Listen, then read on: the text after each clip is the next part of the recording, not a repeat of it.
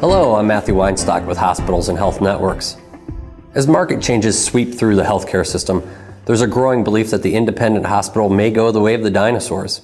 But mergers and acquisitions are not the only option available to healthcare leaders. Joseph Lupica, chairman of Newpoint Healthcare Advisors, says leaders can pursue different kinds of affiliations that will allow hospitals to retain their independence. Joe joins me right now to talk about the future of independent hospitals. Joe, thanks for being with me. My pleasure.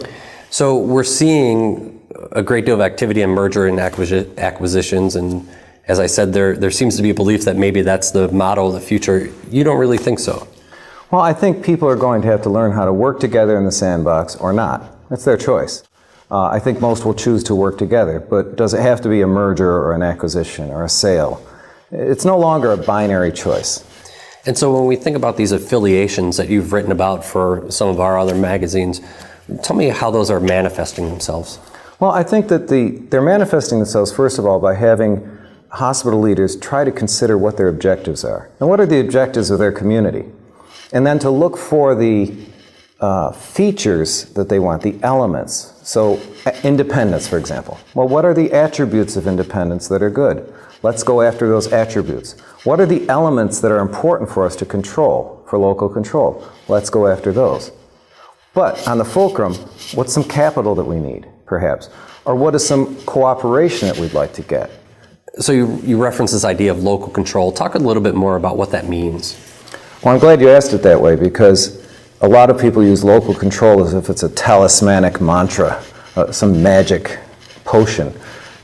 Let's find out what it is. And we've done interviews in communities where the board and the lawyers and the investment bankers like me may think, oh, local control, that's top down, that's the board table, that's me and my buddies from the club that run the hospital. That is the wrong way to look at it. We've learned from talking to communities that local control sometimes means, well, when I go to the ER, I know that Millie works there, and that makes me feel very local.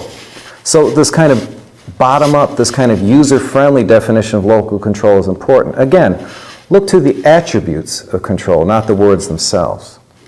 We wonder sometimes, does the board play enough of a role in working with the non-financial issues of the community?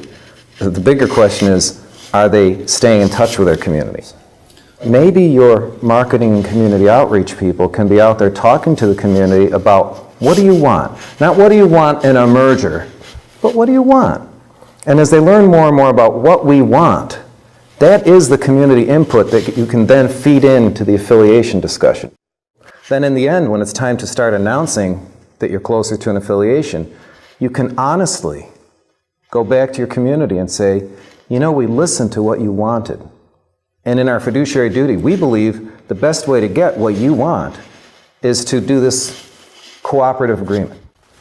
So as hospital leaders explore some of these partnerships, affiliations with other institutions, when they're sitting down at the table or looking through the contracts, how do they know they're getting the right contract, they're doing the right deal?